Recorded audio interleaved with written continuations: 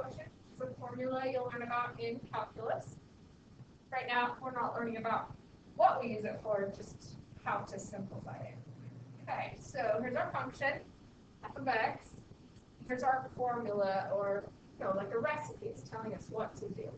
So we have f of x plus h, which means we're plugging x plus h in place of x. Then we have minus f of x. That means we're subtracting out the actual function with just x in it. And then we're dividing that by h. And we don't know what h is, because h is a variable that we don't know what it's used for yet. Frequently, h has to do with height. So who knows, it could be something like that, right? I honestly don't remember my calculus, so I don't remember what it is. I can do research if you want. Let's not worry about it, because we can do the problem without caring what h is. So let's do f of x plus h. So we're going to find f of x plus h, which means I'll have x plus h squared minus x plus h minus 2. So I'm literally taking this particular function, which I'm applying to the difference quotient, and I'm plugging in x plus h everywhere where there's an x. I think I'll go ahead and simplify that part first. So don't forget to distribute your x plus h times x plus h, or FOIL that out, so you get x squared plus 2xh plus h squared. So far, so good. Remember, like that whole flying it all out thing. Then we have a negative in front of the next part, x plus h. So what do we have to do with the negative? Yeah, distribute it through. So we have negative x and negative h. And then we have a negative 2. So that's kind of ugly and nothing simplifies so far. That's just f plus h though. That is simply f of x plus h. That's all that is. What does the next part of our formula say to do? Now we're going to subtract out the actual list function without the h. Something really cool happens when we do that. So this negative means we're subtracting x squared. So what happens to this x squared? Yeah, exactly. It subtracts out the problem. And then that negative turns that negative positive. Right, so that gets rid of the x. So a positive x and a negative x.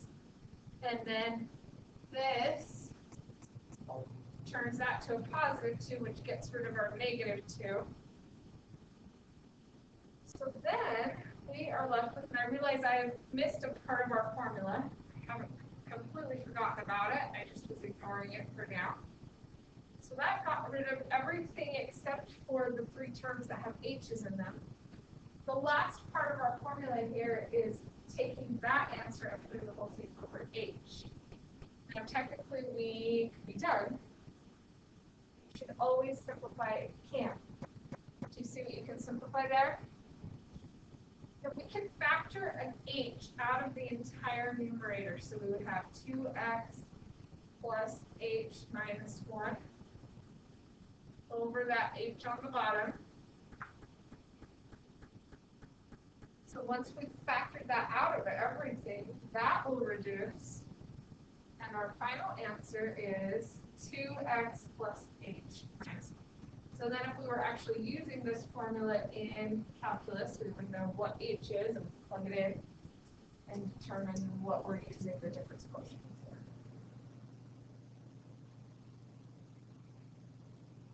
So that was just question 1.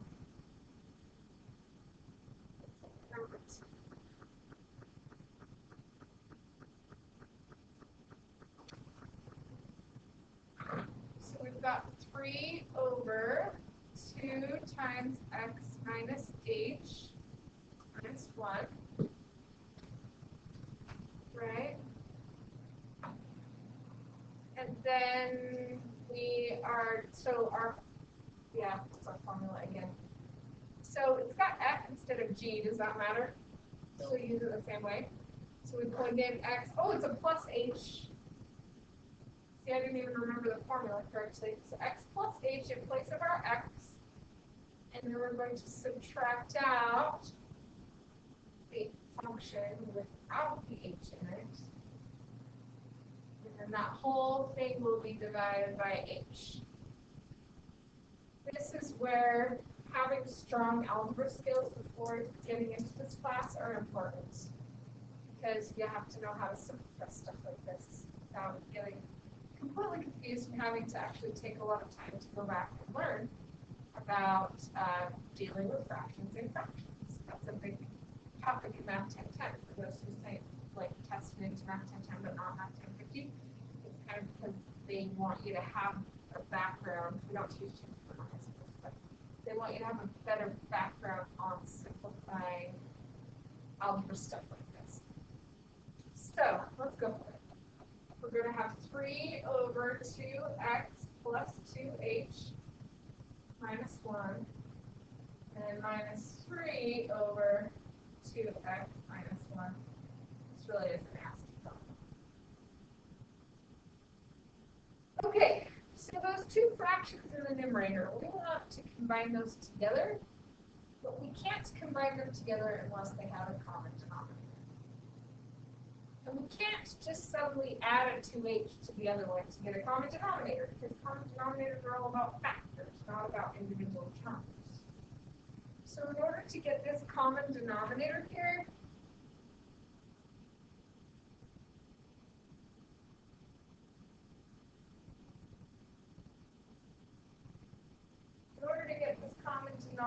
we're going to need to actually kind of do a cross multiply thing, where we're going to multiply that denominator there and multiply this denominator there.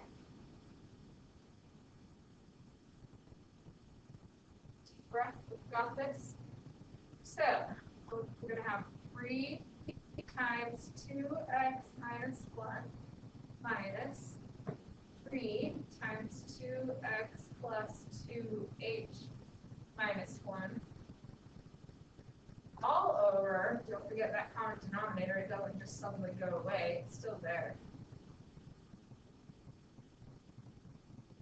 2x plus 2h minus 1 times 2x minus 1 all over h, which is annoying. Instead of putting that whole thing over h, I don't know if you remember when you divide a fraction by a number, you can treat it like a fraction and copy and flip it over and multiply it instead. So technically, instead of divide by h, I could turn this into h over 1 and then say I'm multiplying by 1 over h. That will have the same result. Then I don't have to spend so much space writing that h this direction. Whew. Are you lost? Wait. It's ugly, so you're not really particularly lost. It's just a little overwhelming. Okay. And we're okay. We can handle it a little.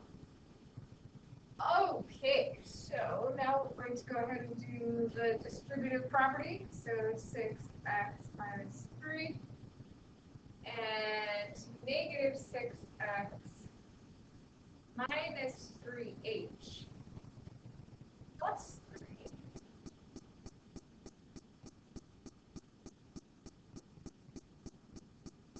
I don't even want to like do anything with that part. That's it. So I'm just going to leave this the same. I could FOIL it, like multiply it all out, but I'm not going to bother.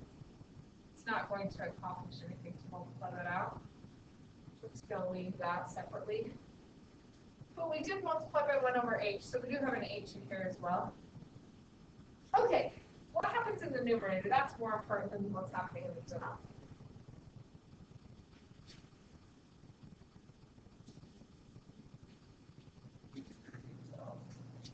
Get rid of our 6x's, get rid of our 3's, that just leaves us with a negative 3h over this whole thing, h. So since these are all gone anyway, doesn't that just mean I can cancel that h on the top? Because now it's just one term with the h that's multiplying at the bottom that came from flipping the h over from our original problem. Oh, so much confusion. We've got this. So it's negative 3 over 2x plus 2h minus 1 times 2x minus 1. And there really is no reason to multiply that out and complicate it further, spend more time on it. It's just going to be ugly, and that's the way it is. Any pieces of that you want to clarify at all? I know I didn't give you enough space. So you said that the negative 6h not negative 3. Indeed. Yes. You are correct. Thank you, Dominic. Oh, yeah, that would totally be confusing if you're seeing the correct math there and I'm doing it wrong. Thank you for pointing that out.